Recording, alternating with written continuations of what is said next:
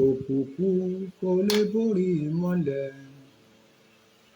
Òkùnkùn kò lè borí òṣùpá, ó ti dájú.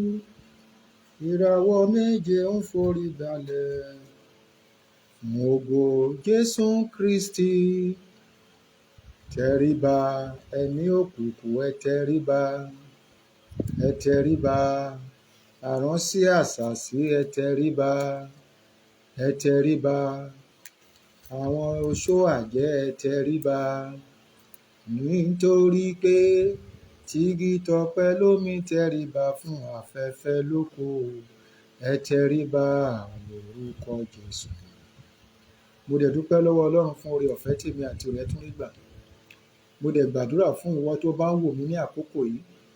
Bóyá àárọ̀ ni, bóyá ọ̀sán ni, bóyá alẹ́ ni, àkókò tó bá bá ọ, mo gbàdúrà lórúkọ Jésù, òkùnkùn ayé ò ní borí rẹ. Lábẹ́ àkóso bó ti wù kó rí, ohunkóhun tó dàbí òkùnkùn nínú ìrìn àjò rẹ, mo gbàdúrà pẹ̀lú agbára tó ń bẹ nínú ẹ̀jẹ̀ Jésù. Ní orúkọ Jésù ní kí gbogbo ikú máa wólẹ̀. Ó ní ẹ̀rù yóò pa àwọn àlejò, wọ́n fi ìbẹ̀rù yòjò jáde níbi kọ́lọ́fín wọn. Gbogbo àjòjì òkùnkùn lórí ìrìn àjò ayé mi àti rẹ, mo gbàdúrà agbára tó ń bẹ nínú ẹ̀jẹ̀ Jésù, ọ̀run gbẹ́sẹ̀ lé. Lórúkọ Jésù, gbogbo òkùnkùn èyí tó ń jọba nínú ilé rẹ, èyí tó ń jọba lórí ọkọ, lórí aya, lórí iṣẹ́ rẹ ni, mo gbàdúrà, mo da ìpè mi pọ̀ mọ́ ìpè Jésù Kristi lórí igi àgbélébùú. Mo fi bá wọn wí, mo sọ jáde gẹ́gẹ́ bí ìríjú Ọlọ́run ọba Elédùmarè. Nínú orúkọ Jésù ní kí gbogbo ikú máa wólẹ̀. Mo fi ọ̀rọ̀ yìí, mo fi ṣèdìdí ọ̀rọ̀ náà. Gbogbo òkùnkùn bẹ́ẹ̀ nínú ìrìn àjò náà, ọ̀run kó tẹrí wọn ba. Ìmọ́lẹ̀ bá ti tàn, ó ní tí a bá ti tan ìmọ́lẹ̀, ó máa ń borí òkùnkùn ni. Ó ní a kì í tan fìtílà ká gbé sábẹ́ aṣọ. Mo gbàdúrà gbogbo òkùnkùn nínú ìrìn àjò rẹ, nínú ìrìn àjò rẹ, nínú ayé rẹ, lórí iṣẹ́ rẹ, lórí aya rẹ ni, lórí ọkọ rẹ ni, lórí ọmọ rẹ ni, lórúkọ Jésù, ìmọ́lẹ̀ Ọlọ́run ó yá kó tẹ̀ ẹ́ rì lórúkọ Jésù. Anything you are facing that is in darkness, I command them to be cast away by the power and the blood of Jesus. Every obstacle, darkness on your way, on your husband, on your business, every power of darkness, I cancel them by the power and the blood of Jesus. Every weapon of darkness that is working in your business, on your family, in your house, in your husband, on your wife, on your children, I ban them by the power and the blood of Jesus. I use the fire of God to consume them by the power and the blood of Jesus. And I commit you to the hand of the Lord. I commit to the light of the Lord. Every area of your life shall be shined by the light of the Lord in the mighty name of Jesus. And as Psalm 91 said, he said, no weapon fashioned against you shall prosper. Every obstacle, every problem, every darkness of evils on your family, I ban them by the power and the blood of Jesus. Mo dẹ̀ gbàdúrà fún yín lẹ́ẹ̀kan sí, òkùnkùn ayé kò ní borí èmi àti rẹ mọ́lẹ̀. The darkness of this world will not overshadow your power, it will not overshadow your destiny, it will not overshadow your glory in the mighty name of Jesus. And I prophesy into your life, everything that darkness have taken away from your life, from your business, either your husband, your wife, your husband, I return them back for you in the mighty name of Jesus. Everything that darkness has taken away, maybe you're supposed to have a husband, you're supposed to have a wife, you're supposed to have child, I command by the power and the blood of Jesus, I soak myself to the blood of Jesus, and I set it out in the mighty name of Jesus. Receive it back in the mighty name of Jesus. Receive them back in the mighty name of Jesus. Receive your children, receive your husband, receive your wife in the mighty name of Jesus. Receive your healing in the mighty name of Jesus. In every area you are sick, in the mighty name of Jesus. Every sickness, every darkness of sickness, I ban them and I cast them away in the mighty name of Jesus. Gbogbo òkùnkùn, èyí tó ti bo ògo rẹ mọ́lẹ̀, èyí tó ti bo ọkọ rẹ mọ́lẹ̀, pẹ̀lú agbára tó ń bẹ nínú ẹ̀jẹ̀ Jésù, ọ̀run dá padà fún ọ. Lábẹ́ àkóso bó ti wù kó rí, ìwọ tí òkùnkùn tó ti gba ọkọ lọ́wọ́ rẹ, tó ti gba aya lọ́wọ́ rẹ, tó ti gba ọmọ lọ́wọ́ rẹ, mo gbà á padà fún ọ ní orúkọ Jésù Kristi ti Násárẹ́tì. Ìwọ tó ń wá ọkọ ni, ìwọ tó ń wá aya ni, ìwọ tó ń wá ọmọ ni, ohunkóhun tó wù tó bá ń wá tí òkùnkùn jọba lórí ẹ̀, mo pa á láṣẹ pẹ̀lú agbára tó ń bẹ nínú ẹ̀jẹ̀ Jésù. Mo fẹ̀yìn tì àgbélébùú, mo dúró sínú ẹ̀jẹ̀ Jésù, mo fi ẹnu kò ẹ̀jẹ̀ náà, mo da ìpè mi pọ̀ mọ́ ìpè Jésù Kristi lórí igi àgbélébùú, léyìí tó sọ nínú ọ̀rọ̀ rẹ̀ wípé ó parí. Gbogbo iṣẹ́ òkùnkùn lórí ayé rẹ, lórí ayé mi, lórí ọkọ, lórí aya, lórí ohun gbogbo tó jẹ́ ti òkùnkùn, ọ̀run kó ṣe kíni o, kọ́run kó tẹrí wọn ba. Mo gbàdúrà ìmọ́lẹ̀ ti dé nínú ìrìn àjò náà, òkùnkùn kó paradà. Mo sọ jáde pẹ̀lú agbára tó ń bẹ nínú ẹ̀jẹ̀ Jésù, ìmọ́lẹ̀ dé, òkùnkùn kó paradà. Bẹ́ẹ̀ ló ṣe máa rí, kò ní yí padà. Mo dẹ̀ tún dúpẹ́ lọ́wọ́ Ọlọ́run lẹ́ẹ̀kan sí. I bless the name of the Lord for the grace and the opportunity that we have this period of time. And I pray God will always be with you. The living God will never let you down in the mighty name of Jesus. The assurance of grace of God will always be perfect in your life in the mighty name of Jesus. Mo dẹ̀ gbàdúrà ìwàláyé Ọlọ́run kò ní fi èmi àti rẹ sílẹ̀. Gẹ́gẹ́ bí ẹ ṣe mọ̀, and then bẹ́ẹ̀ ṣe mọ orúkọ mi náà ò yí padà. Èmi náà ni ọmọ yín, Evangelist Kọ́láwọlé Emmanuel Ògúnṣakin, ẹni tí gbogbo èèyàn mọ̀ sí ọ̀rọ̀ Ọlọ́run. Ọ̀rọ̀ Ọlọ́run agbára ni, ìmọ́lẹ̀ ni, asà ni àti okun ni. Òun náà ni agbára nínú ohun gbogbo. Nínú ìrìn àjò náà, mo dẹ̀ tún pàṣẹ ọ̀rọ̀ náà sínú ayé rẹ. Ìmọ́lẹ̀ máa tàn sí ìrìn àjò rẹ. Lóhun tí mo tún fẹ́ bá wa sọ náà nínú ọ̀rọ̀ tá a fẹ́ sọ ní àkókò yìí náà ni gẹ́gẹ́ bí ẹ ṣe mọ̀, ọ̀rọ̀ Ọlọ́run. Òun náà ni mo máa mú jáde nínú ìwé Daniel, the book of Daniel. A máa rí ìrìn àjò yẹn nínú ìwé Daniel chapter 3, Daniel chapter 3, Daniel ẹsẹ̀ kẹta. Then I read from I just read verse 1, then I will go to the other verse. I'm just saying something about the story of Nebuchadnezzar and the three Hebrew in the Bible. Ó ní Nebuchadnezzar ọba sì ya ère wúrà kan, èyí tí gíga rẹ̀ ju 60 ìgbọ̀nwọ́ àti ìbú rẹ̀ jẹ́ ìgbọ̀nwọ́ 6. Ó sì gbé kalẹ̀ ní pẹ̀tẹ́lẹ̀ Dúrà ní ìgbèríko Bábélì. If you can look at that Bible verse, you can read it on your own in English.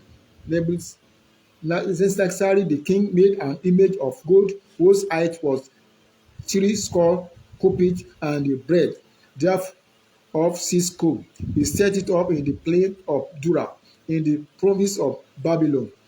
If you can look at what I'm trying to tell you there, if you read the Bible on your own, you can see what is happening over there.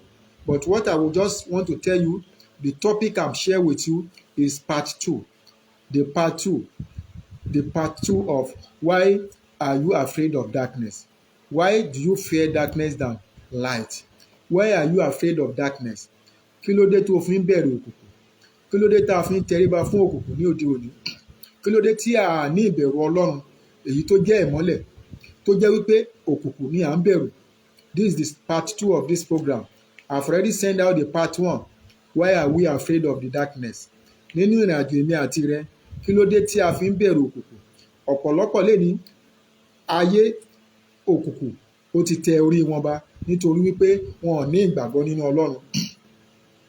Ọ̀pọ̀lọpọ̀ ló ti ṣe kíní o, ló ti sọnù nínú ìrìn àjò ìgbàgbọ́ yìí nítorí pé wọn ò ní ìgbàgbọ́ nínú Ọlọ́run, nítorí pé wọn ò dúró de Ọlọ́run, nítorí ìfẹ́ wọn ayé, nítorí pé jíjẹ mímu, nítorí ohun tí ẹlòmíín ń là kọjá. Many people a ti sọ ìgbàgbọ́ yìí nù, a dẹ̀ ti tẹríba fún òkùnkùn nítorí pé ohun tí à ń là kọjá. I want you to know many people have missed this road. Many people have lost the journey because of what they are facing. Many people run to the place of prayer. They think it's the place of prayer, but I want you to know it's the place of darkness. It's where Satan dwell. Ibi tí òkùnkùn ti ń ṣe kíni o, tó ti ń ṣe ògo ni. Ibẹ̀ ni wọ́n lọ ń tẹríba sí tí wọ́n ò dẹ̀ mọ̀. Nítorí wípé àwọn fúnra wọn ò mọ ohun tí wọ́n gbà. Ọ̀pọ̀lọpọ̀ ló ń pe àdúrà jọ lénìí tí wọ́n ń pe prógráàmù jọ, ṣùgbọ́n mo fẹ́ kó o mọ̀ wípé ṣé Ọlọ́run ló ń dúró ẹ̀ ń bẹ̀? Ṣé Ọlọ́run ló ń gbàkóso níbẹ̀? Àbí àwọn tí òkùnkùn? Ọ̀pọ̀lọpọ̀ nínú àìmọ̀ la ti ń tẹríba fún òkùnkùn. I want you to know that. O lè máa sọ wípé ṣèbí Ọlọ́run ló ń sìn, o ò tẹríba fún òkùnkùn, ṣùgbọ́n mo fẹ́ kó o mọ̀ ibi tó ń tẹríba sí yẹn, ibi tó ń lọ tí lọ ń ṣe èsì yẹn, ibi tó ń sọ ìdámẹ́wàá rẹ sí even pẹ́pẹ́. The altar that receive your tithe, receive your offering. If maybe you are paying it, you believe in it, to be pay your tithe and offering. Where you are paying your tithe or offering, do you be able to recognize that it's evil place that make you to be someone that you are afraid of darkness? Is it something that make you to bow for darkness? Ọ̀pọ̀lọpọ̀ wa ibi tí à ń sọ ìdámẹ́wàá sí, tí à ń sọ ọrẹ sí, ibẹ̀ ibi òkùnkùn ni láti ń tẹríba àti wà lábẹ́ àkóso àwọn Sátánì àti òkùnkùn rẹ̀. Sorry. So mo fẹ́ ká mọ ohun tí à ń ṣe nínú ìrìn àjò wa lábẹ́ àkóso bó ti wù kó rí. Ṣé ìwọ náà ò ti wà nínú àwọn tó ń ṣe kíni o, tó ń tẹríba fún òkùnkùn? Lórí ohun tó ń là kọjá, ṣé ò ti ń tẹríba fún òkùnkùn? Lórí ohun tó ń là kọjá ní àkókò yìí, mo fẹ́ kó o mọ̀ wípé kò sí ẹni tó lè gbà ọ́ lẹ́yìn ìmọ́lẹ̀ yìí. òkùnkùn ò lè gbà ọ́. Ohunkóhun tí òkùnkùn bá fúnni, I want you to know, kò sí bó ṣe lè pẹ́ títí tí ó máa padà gba double of it, triple of it for you. Tí ó jẹ́ ká tẹ̀síwájú nínú ọ̀rọ̀ Ọlọ́run tí à ń sọ lọ yẹn nínú ìwé Daniel chapter 3 verse, let me just go to verse 6. If you look at that verse 6, ó ní ẹni tí kò bá sì wólẹ̀ kí ó sì tẹríba, lójú kan náà ni a ó gbé sọ sí àárín iná ìléru tí ó jó. Nítorí náà lákòókò náà, nígbà tí gbogbo ènìyàn gbóhùn ìpè fèrè ju ìlú, orin àti onírú orin, gbogbo ènìyàn orílẹ̀-èdè àti èdè wọn wólẹ̀, wọ́n sì tẹríba fún ère wúrà náà tí Nebukadnesari ọba gbé kalẹ̀. Please, you can read that verse 6 on your own in English, please, because of our time. Ẹ rí wípé ní òde òní, gẹ́gẹ́ bí orílẹ̀-èdè wa bá ṣe wà, ọ̀pọ̀lọpọ̀ wa la ti tẹríba fún ère. Ọ̀pọ̀lọpọ̀ wa la ti ń bẹ̀rù nínú ìrìn àjò yìí. Ṣé ìwọ náà ò ti ń tẹríba fún òkùnkùn? Ẹ rí pé ọba yẹn gbé ère kalẹ̀. Sátánì ni òwe ni Ọlọ́run fi ń sọ̀rọ̀ ní oríṣiríṣi nǹkan. Èmi náà wá ń fi òwe bá ìwọ tó bá ń gbọ́ ọ̀rọ̀ mi ní àkókò yìí, bóyá ìránṣẹ́ Ọlọ́run ni, bóyá wòlíì ni, bóyá pastor, whoever you be, alábàláyé ni. Ṣé ìwọ náà ò ti ń tẹríba fún òkùnkùn? Ṣé ìwọ náà ò ti ń bẹ̀rù òkùnkùn nínú ìrìn àjò yìí? Ẹ rí wípé nínú ohun tí mò ń sọ fún yín ni wípé ẹ rí wípé ọba yẹn ti gbé ère kalẹ̀. Bẹ́ẹ̀ náà ni Sátánì ti gbé ère kalẹ̀ fún ọ̀pọ̀lọpọ̀ lénìí tí à ń tẹríba fún, tí à ń bẹ̀rù ẹ̀ ju ìmọ́lẹ̀ lọ. Ẹ rí wípé àwọn ènìyàn ṣe kí ni o? Wọ́n tẹríba fún ère yẹn. Ṣé ìwọ náà ti wà nínú àwọn tó ń tẹríba fún ère ní àkókò yìí? Owó òrìṣà ni, ipò òrìṣà ni, ohun ayé òrìṣà ni. Àwọn ìkó òkùnkùn léléyìí tó jẹ́ wípé àwọn ènìyàn dẹ̀ ṣe kí ni o? Tí wọ́n ń tẹríba fún, tí wọ́n ń bẹ̀rù, tí wọ́n ò ní ìgboyà nínú Kristi mọ́. Òkùnkùn yìí ti wá jẹ́ kí ọ̀pọ̀lọpọ̀ àwọn ènìyàn ó ṣe kí ni o? Kọ́ wá ń bẹ̀rù òkùnkùn ju Ọlọ́run lọ. Òkùnkùn yìí ti wá jẹ́ kí àwọn ènìyàn kó wá jẹ́ pé wọ́n ń jẹ́ kí ni o? Wọ́n ní ọkàn sí òkùnkùn ju ìmọ́lẹ̀ lọ. Àwọn nǹkan ayé yìí ti wá mú kí àwọn ènìyàn kán máa bẹ̀rù láti lọ nínú ìrìn àjò ìgbàgbọ́. Ó ti mú kí àwọn ènìyàn kán máa bẹ̀rù láti tẹ̀ sí ìfẹ́ Ọlọ́run. So ẹ jẹ́ ká tẹ̀síwájú. Tẹ́ bá wá wo ohun tí verse 13 wá sọ fún wa. Ó ní nígbà náà ni Nebukadnesari ọba pàṣẹ ní ìbínú àti ìrúrú rẹ̀ pé kí wọ́n mú Ṣédrákì, Méṣákì àti Àbẹ́dínígò wá. Nígbà náà ni a sì mú àwọn ọkùnrin wọ̀nyí wá síwájú ọba. Ohun tí ọ̀rọ̀ Ọlọ́run sọ fún wa bẹ́ẹ̀ ni pé nígbà tí àwọn Hébérù mẹ́ta yìí kọ̀ láti tẹríba fún ère yìí. Ṣé ìwọ náà kọ̀ láti tẹríba fún ohun ayé? Ṣé ìwọ náà kọ̀ láti tẹríba fún Sátánì? Ṣé ìwọ náà kọ̀ láti bẹ̀rù Sátánì nínú ìrìn àjò yìí? Ẹ rí wípé àwọn Hébérù mẹ́ta yìí, nígbà tí ọba ní pé kán rí tẹríba fún, wọ́n dá ọba lóhùn. Wọ́n sọ fún ọba, wọ́n ní ìjẹ́ bí ẹ̀yin bá ń múra pé ní àkókò tí ó wù kí ó ṣe, tí ẹ̀yin bá ń gbọ́ ohùn ìpè fèrè dùrù, ìlú orin kété àti onírú orin, tí ẹ bá wólẹ̀, tí ẹ bá sì tẹríba fún ère wọn, tí ó yá yóò sì gẹ́gẹ́ bí. So you can read it on your own. Ó ní bí ó bá rí bẹ́ẹ̀, Ọlọ́run wa tí àwa ń sìn lè gbà wá lọ́wọ́ iná ìléru náà tí í jó. If you can look at this Ṣédrákì, go to verse 16. It says Ṣédrákì, Méṣákì àti Àbẹ́dínígò wọ́n sì dáhùn, wọ́n sì wí fún ọba pé Nebukadnesari kò tọ́ sí wa láti fi èsì kan fún ọ nítorí ọ̀ràn yìí. Bí ó bá rí bẹ́ẹ̀, Ọlọ́run wa tí àwa ń sìn lè gbà wá lọ́wọ́ iná ìléru náà tí ó ń jó. Sì gbà wá lọ́wọ́ rẹ̀ ọba. So ìwọ náà, so o ní ìgboyà láti dúró nínú Kristi, láti sọ wípé Ọlọ́run rẹ̀ máa gbà ọ́. I want you to know that. Ṣé ìwọ náà ní ìgbàgbọ́? Do you believe in that you can stand and say that your God will save you? Many people today, they don't believe in this. Let's go run down to verse 23 in that chapter 3 verse 23. Ṣùgbọ́n àwọn ọkùnrin mẹ́tẹ̀ẹ̀ta wọ̀nyí, Ṣédrákì, Méṣákì àti Àbẹ́dínígò ṣubú lulẹ̀ ní dìde sí àárín iná ìléru tí ó jó. Nígbà náà ni Nebukadnesari ọba wárìrì, sì dìde dúró lọ́gán. Ó dáhùn, ó sì wí fún àwọn ìgbìmọ̀ rẹ̀ pé àwọn ọkùnrin mẹ́ta kọ́ agbé sọ sínú iná ní dìde. Wọ́n sì dáhùn fún ọba pé lóòótọ́ ni ọba. Ẹ rí wípé nígbà tí iná yẹn jó, wọ́n so wọ́n ni o. Ṣùgbọ́n nígbà tí Ọlọ́run gbèsè ẹ̀dẹ́, wọ́n dìde nínú ìrìn àjò náà. Ó sì dáhùn wípé wò ó, mo rí ọkùnrin mẹ́rin tí ní títú, wọ́n sì ń rìn láàrin iná, wọn kò sì farapa. Ìrírí ẹnikẹ́ni sì dàbí ti ọmọ Ọlọ́run. I want you to know something. There's a thing that I want you to know in this place. And that's verse 23. That verse 24. That's verse 24. I want you to look at it very well. That's Psalm 25 rather. That's Psalm 25. I want you to look at it very well and use it to do prayer. And I will still use it for prayer for you this now when I finish. Mo fẹ́ ká wo verse 25 yẹn dáradára. A dẹ̀ máa fi gba àdúrà. Ṣùgbọ́n ohun tí mo fẹ́ sọ fún wa ni wípé ṣé ìwọ náà ò ti tẹríba fún òkùnkùn lórí ohun ayé, lórí ohun tó ń là kọjá? Ọ̀pọ̀lọpọ̀ ìránṣẹ́ Ọlọ́run ó ní topic kan tí mo sì gbé jáde tí mo sì máa sọ̀rọ̀ lé lórí. Mo ní ara wọn ó farahàn bí ìmọ́lẹ̀, ṣùgbọ́n nínú ọkàn wọn wọ́n jẹ́ òkùnkùn. Òkùnkùn ni wọ́n nínú ọkàn wọn, ṣùgbọ́n ní ara ní òde tẹ́ ẹ̀ rí wọn, kí ni wọ́n o? Ìmọ́lẹ̀ lẹ̀ ń rí. Ṣùgbọ́n ní iná wọn, in their inner part, in their heart, they are devil, they are evils, they are darkness. But in appearance, they show to you as what? As light. That's where the Bible tells us that devil also show himself as what? As light, as angel of light, but is darkness. Kò ń ṣe bẹ̀yẹn ni à ń lọ, that's not the area I'm going to. Ṣùgbọ́n ohun tí mo fẹ́ sọ fún wa nínú ìrìn àjò yìí ni wípé ṣé ìwọ náà ò ti bẹ̀rù òkùnkùn? Ọ̀pọ̀lọpọ̀ wa la rí àwọn nǹkan tí ò tọ́ tá a ti sọ̀rọ̀, tá a ti fi ọ̀rọ̀ Ọlọ́run tá a ti fi sọ fún àwọn ènìyàn. Ṣùgbọ́n nítorí ìhalẹ̀ ayé, nítorí ẹ̀rù àwọn ohun ayé, nítorí àwọn owó tó fẹ́ fún ẹ ní ìkọ̀kọ̀, o ti ṣe kíni o? O ti tẹríba fún òkùnkùn. O ti bẹ̀rù òkùnkùn. Òtítọ́ ọ̀rọ̀ tó sọ jáde, o tún ti ṣe kíni? O tún fi ẹnu ara rẹ bí ìgbà tí ajá ṣe kíni o? Tó padà sínú èbíbí ẹ̀ tó lọ kó jẹ. Kí ló dé tó rí òtítọ́ tó sọ, òtítọ́ tó tún bẹ̀rù? Nítorí ohun ayé. Many people they even fear the darkness because of money, because they want to collect money from those people. Ọ̀pọ̀lọpọ̀ ìránṣẹ́ Ọlọ́run la wà lénìí tá à ń wò lénìí tí ẹ̀ ń rí wọn gẹ́gẹ́ bí ìránṣẹ́ Ọlọ́run, ṣùgbọ́n òkùnkùn ni wọ́n. I'm sorry to say this. Ohun ayé ti sọ wọ́n di ẹni òkùnkùn. Owó tó ń kó jọ nì, ilé tó ń kó jọ nì, mọ́tò tó ń rà jọ nì, mo fẹ́ kó o mọ̀ wípé ó ti sọ ọ́ di ẹni tó tẹríba fún òkùnkùn.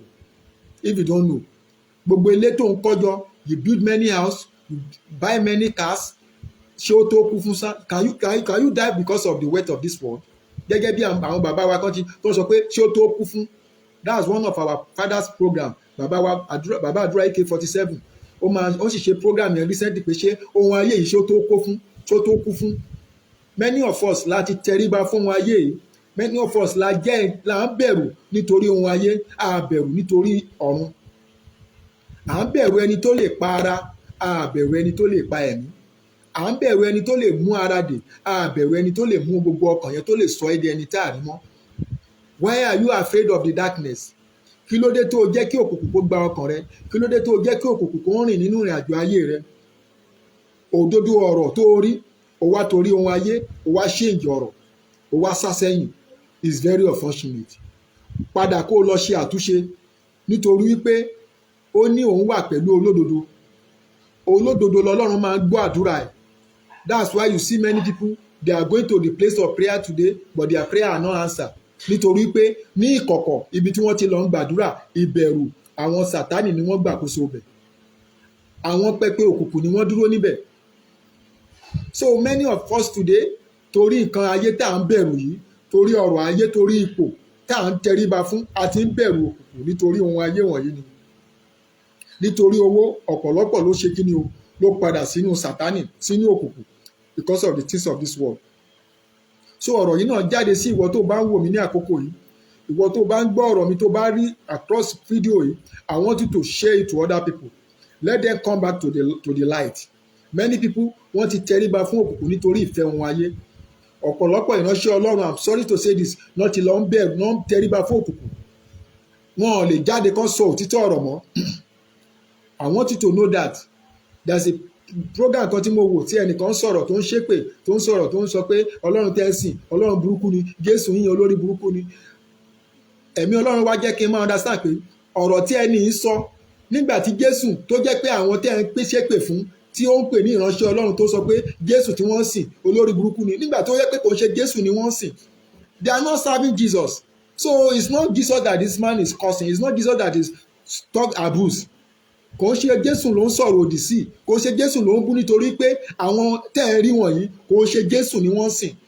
Tó bá ṣe Jésù lóòótọ́ ni wọ́n sìn, wọn ò ní máa wu ìwà tí wọ́n máa fi èpè ránṣẹ́ sí wọn.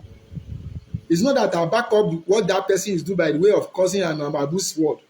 Ṣùgbọ́n mo fẹ́ kẹ́ ẹ mọ̀ nígbà míì kò sẹ́ni tí Ọlọ́run ò lè lò láti call someone to order. Ó lè lo ẹranko, ó lè lo ẹnikẹ́ni, ó lè lo wèrè, ó lè lo aṣínwó, ó lè lo anybody. God can use it to correct your mistake. So tẹ́ bá ń wò pé ẹnìkan ń sọ̀rọ̀ abuse word lóòótọ́, àbí ó ń ṣépè fún àwọn kan pé àwọn Ọlọ́run tẹ́ ẹ sìn, Jésù tẹ́ ẹ sìn, tó bá ń ṣe Jésù òtítọ́ lẹ́ ń sìn nìyẹn. Torí pé ẹ mọ̀ wípé Ọlọ́run tó ń ṣiṣẹ́ gan nínú ayé, Ọlọ́run tó ń ṣiṣẹ́ gan, ó jẹ́ kí n máa mọ̀ wípé ẹni tó ń sọ̀rọ̀ yẹn gan ó ní ìfẹ́ Ọlọ́run ju ẹ̀yin tẹ́ ẹ pera yín ní ìránṣẹ́ Ọlọ́run lọ. Torí tẹ́ ẹ bá ní ìfẹ́ Ọlọ́run, tẹ́ ẹ bá tẹríba fún Ọlọ́run, tẹ́ ẹ bá rìn nínú ìmọ́lẹ̀, àwọn allegation allegedly tó ń fi kàn yín wọ̀nyí kò ní wáyé rárá. Ṣùgbọ́n nígbà tó bá ń sọ̀rọ̀ àwọn ọ̀rọ̀ tó ń sọ tẹ́ ẹ rí àwọn kan rí pé ó ṣe ṣépè, ó ṣe gbá, kò ń ṣe Jésù ló ń ṣépè fún. Ọlọ́run ìkọ̀kọ̀ tẹ́ ẹ ń sìn tí òun ṣe Ọlọ́run ìmọ́lẹ̀, òun ló ń ṣépè fún, nítorí pé ó mọ̀ wípé kò ń ṣe Jésù lẹ́ ń sìn. That's where many people miss it. All those abuse words is cursing and so on that you are seeing it, it's not Jesus that is talking to, because he knew that you people are not serving the real God. He knew that you people are not serving the real Christ. That's why he is doing that. He knew it. Ó mọ̀ pé Ọlọ́run ìkọ̀kọ̀ lẹ́ ń sìn, ó mọ̀ pé kò ń ṣe Jésù lẹ́ ń sìn, ó mọ̀ pé tó bá ń ṣe Jésù òtítọ́ àti òdodo lẹ́ ń sìn, ẹ ní máa wu àwọn ìwà tẹ́ ń wù yìí. Ó mọ̀ pé tó bá ń ṣe Jésù òdodo lẹ́ ń sìn, ẹ ní máa tẹríba fún òkùnkùn. Torí nínú ìbẹ̀rù òkùnkùn, ìtẹríba òkùnkùn tẹ́ ń tẹríba fún, that's why tóun gan fi lè bold. Do you know, if I want you to know, despite that pé àwọn ọ̀rọ̀ tẹ́lómi sọ yẹn, do you know that he has Christ more than you, that you call yourself a man of God? Àwọn kan wà tẹ́ ẹ rí wọn bí ẹni ìdọ̀tí, ẹ rí wọn bí ẹni tí ò jẹ́ nǹkan kan níwájú yín, ṣùgbọ́n Ọlọ́run recognize wọn more than you. Tó pera rẹ ní ìránṣẹ́ Ọlọ́run, tó pera rẹ ní Christian àbí onígbàgbọ́, God recognize them more than you, that you call yourself a Christian. Nítorí àwọn ẹ̀ṣẹ̀ ìkọ̀kọ̀ tó ṣì wà lọ́wọ́ rẹ, nítorí àwọn ìwà ìkọ̀kọ̀ tó ṣì wà lọ́wọ́ rẹ, àwọn ìwà ìkà tó wà lọ́wọ́ rẹ, àwọn ìwà ìkà yìí ti jẹ́ kó tẹríba fún Sátánì. Nígbà tí ọ̀rọ̀ Ọlọ́run sọ fún wa wípé ó ní ọlọ́rọ̀ yẹn lọ bá Jésù lóru, ó lọ béèrè lọ́wọ́ ẹ̀ pé ọ̀nà wo lòun lè fi lè rí ìgbàlà ọkàn. Ẹ wá wo ìwọ tó pera ẹ ní ìránṣẹ́ Ọlọ́run, òun ra mọ́tò jọ, òun ra jẹ́ẹ̀tì jọ, òun kó ọrọ̀ ayé jọ. Kí ni ìyàtọ̀ láàrin àwọn àti àwọn kèfèrí náà? Tó bá jẹ́ pé òun ka Bíbélì lóòótọ́ tó dẹ̀ wà nínú Kristi. So ẹni tó bá wá ṣépè fún ìwọ tó ń kọ́rọ̀ jọ pé ọrọ̀ ayé lòun kó jọ, tó bá wá sọ̀rọ̀ òdì sí ọ, who do you look at that person as? Ó rò pé ó ń sọ̀rọ̀ sí ẹ, bóyá ó ń bú Jésù tó kó rò pé ó ń sìn, tí àwọn kan rò pé lóòótọ́ Jésù ló ń sìn, torí pé ó mọ̀ pé tó bá ń ṣe Ọlọ́run òtítọ́ ló ń sìn, tó bá ń ṣe Ọlọ́run òdodo ló ń forí balẹ̀ fún, tó bá jẹ́ pé Jésù lóòótọ́ ló ní ìbẹ̀rù rẹ̀ tó ń rìnrìn àjò nínú ayé ẹ̀, o ò ní máa wu àwọn ìwà tó ń wù yẹn, o ò ní máa kó ọrọ̀ ayé wọ̀nyẹn jọ, o ò ní máa kọ́ ilé yẹn jọ, o ò ní máa pa ẹlòmíì lẹ́jú fún jayé, o ò ní máa hùwà alọ́nilọ́wọ́gbà, o ò ní máa lo àwọn techniques èyí tẹ́ fi ń fa àwọn èèyàn sínú ìgbèkùn lénìí. Ẹ kó àdúrà jọ, ẹ fi kó àwọn èèyàn sínú ìgbèkùn, ẹ fi ń lọ́ wọn lọ́wọ́ gbà, ẹ máa ní ẹ prophesy sínú ayé wọn, ẹ ń sọ̀rọ̀ àṣẹ sínú ayé wọn, ọ̀rọ̀ ìgbàlà wo lẹ sọ sínú ayé wọn. What word of salvation do you speak into their life? Ṣé ẹ fi ọ̀nà ìgbàlà wọn wọn? So that's why tó yẹ pé many people when they are talking of Jesus, tó ń sọ̀rọ̀ Jésù, we have different Jesus. A ní Jésù alákàrà, a ní tí ó ní gbogbo ẹ̀ tẹ́ ń tẹ̀lé káàkiri, ṣùgbọ́n Jésù torí igi àgbélébù tí èmi mọ̀ is different from Jesus of alákàrà tẹ́ ń sìn. Tó bá ń ṣe Jésù tí orí igi àgbélébù tó kú fún ẹ̀ṣẹ̀ aráyé ni ẹ̀ ń sìn lóòótọ́, ẹ̀ ní máa kó ọrọ̀ ayé yìí jẹ, ẹ̀ ní máa bẹ̀rù ohun ayé, ẹ̀ ní máa tẹríba fún nǹkan ayé, ẹ̀ ní máa sin owó, ẹ̀ ní máa tẹríba fún àwọn òsìn òkùnkùn, gẹ́gẹ́ bí àwọn Hébérù mẹ́ta ṣe kọ̀ láti tẹríba fún èrè yìí. Owó tó ń kó jọ ní èrè ni, ọlá tó ń sáré rẹ̀ èrè, ipò tó ń sáré rẹ̀ èrè kan ni, tó ń tẹríba fún ní ìkọ̀kọ̀, tó ń tẹríba fún ní gbangba. So I want you to check your life this period of time. Ìwọ ni mò ń bá wí, ìwọ tó bá ń wò mí, ṣé ìwọ náà ò ti ń tẹríba fún òkùnkùn? Ṣé ìwọ náà ò ti ń bẹ̀rù òkùnkùn nínú ìrìn àjò rẹ? Ṣé o ti bẹ̀rù òkùnkùn ju ìmọ́lẹ̀ lọ? Kí ni ìdí tí o fi ń bẹ̀rù òkùnkùn ju ìmọ́lẹ̀ lọ? Kí ni ìdí tó o fi dúró nínú ìfẹ́ Ọlọ́run? Ìdí nìyí torí pé ohun ayé yìí náà ni o fẹ́ dí ipò, o fẹ́ lówó, o fẹ́ lọ́là, o fẹ́ débi gíga, ṣùgbọ́n kí ni ó ní èrè kíni fún ènìyàn tó jèrè gbogbo ayé yìí ṣùgbọ́n tó sọ ẹ̀mí rẹ̀ nù? Ó ní kí ló fẹ́ fi ṣe pàṣípàrọ̀? I want you to check your life this period of time. You call yourself a man of God, pastor, wòlíì, prophet, deacon, deaconess, apostle, evangelist. Check your life. Are you not be afraid of darkness than light? Are you not be walking in the way of darkness than light? Ṣé o wà ní ọ̀nà ìmọ́lẹ̀ àbí ọ̀nà òkùnkùn ló wà? O pera rẹ ní ìránṣẹ́ Ọlọ́run, o pera rẹ ní wòlíì ni, o pera rẹ ní àfáà ni. Ẹnikẹ́ni tó bá wù tó bá jẹ́, ohun tí mo mọ̀ ni wípé omi àti ẹ̀jẹ̀ ló ràn nínú vein rẹ, nínú ara rẹ. O ní ẹnu tó fi ń jẹun, o ní ojú tó fi ń ríran. Tó o bá tiẹ̀ ní òun gbọ́ràn, tó o bá tiẹ̀ gbọ́, you have the feeling of Christ in your life. O ní ẹ̀mí Ọlọ́run nínú ayé rẹ tó fi wà láyé. Ṣé ìrìn àjò òtítọ́ yìí ló ń rìn? Ọ̀rọ̀ yìí jáde sí ìwọ ẹnikẹ́ni tó bá ń gbọ́rọ̀ mi láàárọ̀ yìí, ní ọ̀sán ni àbí alẹ́ ni àkókò tó bá bá ọ. Bóyá o pera rẹ ní ìránṣẹ́ Ọlọ́run gẹ́gẹ́ bí mo ṣe sọ, ṣé o ti ń bẹ̀rù òkùnkùn ju ìmọ́lẹ̀ lọ? Ṣé o ti rí òtítọ́ nínú ìmọ́lẹ̀ tó ń torí òkùnkùn tó ń sá láti sọ òtítọ́ tó wà nínú ìmọ́lẹ̀? Ìwọ náà ni mo ọ̀rọ̀ yìí ń bá wí, òun ni part 2 ọ̀rọ̀ yìí. This topic, this is the part 2. Why are you afraid of the darkness? Why are you fear of darkness? Kí ló dé tó ń bẹ̀rù òkùnkùn? Kí ló dé tó ń bẹ̀rù Sátánì nínú ìrìn àjò yìí? Kí ló dé tó jẹ́ kó tó ń là kọjá ó jẹ́ kó bẹ̀rù nínú ìrìn àjò yìí? Àwọn Hébérù mẹ́ta wọ́n rin ìrìn àjò yìí, wọ́n bẹ̀rù, wọ́n dẹ̀ darapọ̀ mọ́ ẹ̀mí mímọ́. Jésù Kristi ọmọ ọ̀gá ògo ó darapọ̀ mọ́ wọn. Ìwọ náà ni mo bá wí ní àkókò yìí. Mo gbàdúrà pẹ̀lú agbára àṣẹ ọ̀rọ̀ èyí tó ń rìn pẹ̀lú àwọn Hébérù mẹ́ta nínú ìrìn àjò náà ní ọjọ́ wọn ní ìkóríta tó ti wà, ní wákàtí, nínú ohun gbogbo tó ń là kọjá.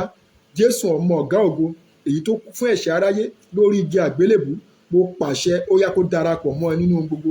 Lórí ìrìn àjò tó ń rìn nì, èyí tó dàbí ẹni wípé ó fẹ́ máa dẹ́rù bà ẹ́, ó fẹ́ máa mú ẹ tẹríba fún òkùnkùn, ohunkóhun tó ń là kọjá, mo gbàdúrà pẹ̀lú agbára tó ń bẹ nínú ẹ̀jẹ̀ Jésù. Jésù Ọlọ́run ọba ògo èyí tó kú lórí igi àgbélébùú, ó yá kó darapọ̀ mọ́ ọ. Bó ṣe darapọ̀ mọ́ àwọn Hébérù mẹ́ta tó di ẹni ìkẹrin nínú iná nì, ó di ẹni ìkẹrin nínú iná nì, ó di ẹni ìkẹrin nínú iná nì. Mo pálàṣẹ pẹ̀lú agbára tó ń bẹ nínú ẹ̀jẹ̀ Jésù, ó yá kó darapọ̀ mọ́ ìrìn àjò rẹ lórí ohun tó ń là kọjá. Jésù ọmọ ọ̀gá ògo tó darapọ̀ mọ́ àwọn Hébérù mẹ́ta, ó yá kó darapọ̀ mọ́ ọ, kó sọra ẹ̀ di ẹni ìtúsílẹ̀, kó tú ẹ sílẹ̀ nínú ìrìn àjò náà, kó sọ ìrìn àjò tó gbóná mọ́ ọ nù, kó sọ di kíní o, kó sọ ilẹ̀ tútù mọ́ ẹ lára. Gbogbo ilẹ̀ aṣálẹ̀ kó bẹ̀ sí sun omi jáde fún ọ. Gbogbo ìkóríta tó ti wà ní aṣálẹ̀, mo sọ di ilẹ̀ rere mọ́ ẹ lọ́wọ́, mo sọ di ilẹ̀ ológo mọ́ ẹ lọ́wọ́, mo sọ di ilẹ̀ tó máa mú èso rere jáde fún ọ. Gbogbo ìkóríta tí ayé ti sí ẹ mọ́, tí Sátánì ti dá ẹ mọ́ náà ní ọ̀nà tó jẹ́ wípé bí ogun Fáráò ṣe wà lẹ́yìn tí òkun pupa wà níwájú, mo gbàdúrà pẹ̀lú agbára tó darapọ̀ mọ́ wọn tó ń rìn jáde nínú ìrìn àjò náà. Mo pàṣẹ ọwọ́ iná Ọlọ́run, ọ̀rọ̀ Ọlọ́run kó kọjá lọ, kó bá ìwọ náà rìnrìn àjò. Ó ní iná lọ síwájú Olúwa, ó sì jó àwọn ọ̀tá rẹ̀ run. Gbogbo iṣẹ́ òkùnkùn èyí tó fẹ́ kó mú ẹ tẹríba fún Sátánì àti ọmọ iṣẹ́ rẹ̀ nínú ìrìn àjò yìí, ọ̀run kó run wọn sọnù. Àánú kó fọhùn lórí ayé rẹ, àánú kó fọhùn. Mo pàṣẹ ìgbédìde sórí ayé rẹ pẹ̀lú agbára tó ń bẹ nínú ẹ̀jẹ̀ Jésù. Ó yá lọ kó lọ rí ìwòsàn. Ìwọ tó ń ṣe àìsàn ni, ìwọ tí ara ń ni ọ́ ni, ìwọ tó ò rí àánú gbà ni, mo ṣílẹ̀kùn àánú fún ọ. Gbogbo ìwọ tó ń ṣe àìsàn, ọ̀run kó wò ẹ́ sàn. Jésù kó darapọ̀ mọ́ ẹ. Ìwọ tó ń wá ọkọ ni, ìwọ tó ń wá aya ni, lórúkọ Jésù ọ̀run kó fi lé ẹ lọ́wọ́. Ìwọ tó ń wá ọmọ ni, lẹ̀kùn ọmọ kó ṣí fún ọ. Ìwọ tó ń wá ìwé ìgbélu ni, lórúkọ Jésù ọ̀run kó fi lé ẹ lọ́wọ́ pẹ̀lú agbára tó ń bẹ nínú ẹ̀jẹ̀ Jésù. Mo pa láṣẹ ọwọ́ tó ṣàwárí àìké, ó ní àìké yìí, ó ní aya ni. Ọwọ́ tó ṣe ìrìn àjò náà tó fi igi kékeré tó fi ṣe kíni o, tó fi rọ́pò, tí ó sì fa àìké jáde. Mo pàṣẹ ọwọ́ iná Ọlọ́run èyí tó máa mú ìrìn àjò náà, gbogbo ohun tó ti sọnù nínú ìrìn àjò náà, ọ̀run kó ṣàwárí ẹ̀ fún ẹ lórúkọ Jésù. Gbogbo ohunkóhun tó lè máa là kọjá tó sọ ọ́ di ẹni tó jẹ́ wípé ó fẹ́ mú ẹ tẹríba fún òkùnkùn, tó fẹ́ kó máa bẹ̀rù nínú ìrìn àjò yìí, àbí àwọn kan ti ń dúró mọ̀wó mọ́. Mo pàṣẹ pẹ̀lú agbára tó ń bẹ nínú ẹ̀jẹ̀ Jésù. Mo fi Psalm 91 mo fi ṣe èdìdí ọ̀rọ̀ náà ní orúkọ Jésù. Ó yá kí èdìdí ọ̀rọ̀ náà ó wọnú ìṣẹ̀dá rẹ lọ. Mo fi Psalm 35 mo fi gbàdúrà fún ọ, ọ̀run kó ṣe kíni o, kó darapọ̀ mọ́ ọ. Gẹ́gẹ́ bí Psalm 125 tó sọ, ó ní àwọn kan gbẹ́kẹ̀lé kẹ̀kẹ́, àwọn kan gbẹ́kẹ̀lé ẹṣin, ó ní wọ́n ṣubú wọn kò lè ìdìde, mo pàṣẹ ìgbédìde sínú ayé rẹ nítorí pé ìwọ ní ìgbàgbọ́ nínú Jésù, ìwọ ní ìgbàgbọ́ nínú ìmọ́lẹ̀, ìwọ ò lọ wo òkùnkùn, ìwọ ò lọ fi ara pamọ́ sínú òkùnkùn, ìwọ ò lọ fi òkùnkùn ṣe ìkọ̀kọ̀ níbì kan, ìwọ ò ní ohun tó ń tẹríba fún gẹ́gẹ́ bí èmi náà ti ní ìgbàgbọ́ ní orúkọ Jésù ọ̀gá ògo èyí tó kú lórí igi àgbélébù. Mo pàṣẹ ìgbédìde fún ọ ní orúkọ Jésù, ọ̀run kó darapọ̀ mọ́ ọ lórúkọ Jésù, àánú kó fọhùn. Ọba tó rìnrìn àjò lórí obìnrin onísun ẹ̀jẹ̀, ó yá kó rìnrìn àjò lórí ayé rẹ. Ọba tó rìnrìn àjò pẹ̀lú Dáfídì lórúkọ Jésù, tó ró Dáfídì lágbára, ó mú kọ́kọ́rọ́ àṣeyọrí yìí, ó fi lé lọ́wọ́, ó yá kó fi lé ẹ̀ lọ́wọ́ náà. Gbogbo àwọn tó dúró bí Gòláyátì nínú ìrìn àjò yìí, tí ẹ̀rù fi ń bà ọ́, tó fi fẹ́ dẹni tó ń bẹ̀rù nínú ìrìn àjò yìí, lórúkọ Jésù, ọwọ́ tó ṣètò ìrìn àjò fún Gòláyátì tó di ẹni tí a gé orí ẹ̀, tá a gé dànù, mo pa láṣẹ, ọ̀run kó darapọ̀ mọ́ ẹ náà. Bẹ́ẹ̀ ló ṣe máa rí o. Gbogbo ìrìn àjò àwọn ẹbí Ámánì lórí ìrìn àjò ayé rẹ, lórúkọ Jésù, ọ̀run kó gbé ẹ dìde lórúkọ Jésù. Jákọ́bù, a yí orúkọ ẹ padà kí ilẹ̀ ó tó mọ́. Ní ìgbà tí ilẹ̀ máa mọ́, ọ̀run dáhùn sí ọ̀rọ̀ ayé ẹ̀, ó yí orúkọ rẹ̀ padà, ó sọ di Ísírẹ́lì. Ìkóríta tí ìwọ náà ti ń rin ìrìn àjò bíi Jákọ́bù, mo pa láṣẹ, mo da ìpè mi pọ̀ mọ́ ìpè Jésù Kristi lórí igi àgbélébù, mo sọ jáde, ọ̀rọ̀ jáde, àṣẹ tẹ̀lé, nítorí ẹni tó ń gbé inú wa ó ní ó ju gbogbo ayé lọ. Mo dúró sínú Kristi, àjẹ Jésù, mo fi gbàdúrà fún ọ, àṣẹ ọ̀rọ̀ tí Jésù ti sọ ọ̀rọ̀ ní ọjọ́ wọn ni tó ní pé Sátánì padà lẹ́yìn mi ní orúkọ Jésù. Gbogbo ìrìn àjò Sátánì nínú ayé rẹ, lórí iṣẹ́ rẹ, lórí aya rẹ, lórí ọkọ rẹ, lórí ara rẹ, lórí ìlera rẹ, lórúkọ Jésù, agbára tó dá Sátánì padà ní ọjọ́ wọn ni, ó yá kó dá wọn padà lẹ́yìn ẹ. Lọ kó o lọ ṣe rere, lọ kó o lọ rí àánú gbà. Bẹ́ẹ̀ ló ṣe máa rí o. Àṣẹ ti Baba, àṣẹ ti Ọmọ, àṣẹ ti Ọlọ́run ẹ̀mí mímọ́ kó fàṣẹ sí èyí tá a sọ ní àṣálẹ̀ yìí. Bí ọjọ́ èní ṣe ń lọ sópin, o ò ní lọ sópin bẹ́ẹ̀ o. Bó ṣe ń lọ nínú ìrìn àjò náà, ayé ò ní mú ọ, ọfà ayé ò ní bà ọ́. Gẹ́gẹ́ bí mo ṣe máa ń sọ, ọkọ rẹ ògo rẹ ni, aya rẹ ògo rẹ ni, ìwọ fúnra ẹ náà ògo ni ọ́. Àní sọ ọ́ nù, o ò ní sọ ọkọ nù, o ò ní sọ ògo kankan nù. Bẹ́ẹ̀ ló ṣe máa rí, kò ní yí padà. Jésù Olúwa wa, àmín àmín lórúkọ Jésù. Orúkọ tèmi náà ò yí padà. Èmi náà ni ọmọ yín, Evangelist Kọ́láwọlé Emmanuel Ògúnṣakin, ẹni tí gbogbo èèyàn mọ̀ sí ọ̀rọ̀ Ọlọ́run. Ọ̀rọ̀ Ọlọ́run tí mo tún sọ fún wa ní àkókò yìí, ẹ jẹ́ ká ṣiṣẹ́ lé lórí. Ẹ jẹ́ ká wò ó nínú ìrìn àjò náà. Ṣé ìwọ náà ò ti ń bẹ̀rù Sátánì báyìí? Ṣé ìwọ náà ò ti ń bẹ̀rù òkùnkùn báyìí? Ṣé ìwọ náà ò ti ń tẹríba fún àwọn ayé wọ̀nyí? Ìrìn àjò yìí mo fẹ́ kó lọ wò. Orú ẹnikẹ́ni tó bá wù tó bá jẹ́, mo fẹ́ kó lọ ṣe àtúnṣe. Ọ̀run dẹ̀ ṣetán láti gbà ọ́ ní abẹ́ àkóso bó ti wù kó rí. Wàá rí àánú gbà. Fóònù nọ́mbà mi náà ò dẹ̀ yí padà. Fún ẹ̀yin tẹ́ máa ń pè mí fún counseling and other thing, àti àwọn tẹ́ máa ń gbà wá ní ìyànjú lórí ìrìn àjò yìí, fóònù nọ́mbà mi náà ò yí padà o. 08035070370 08035070370. Mo gbàdúrà ìjọba ọ̀run yìí lórúkọ Jésù, èmi àti rẹ àní dẹni ìtanù, àní dẹni ìkọ̀sílẹ̀ o. Bẹ́ẹ̀ ló ṣe máa rí. God bless you till we meet again. God bless you.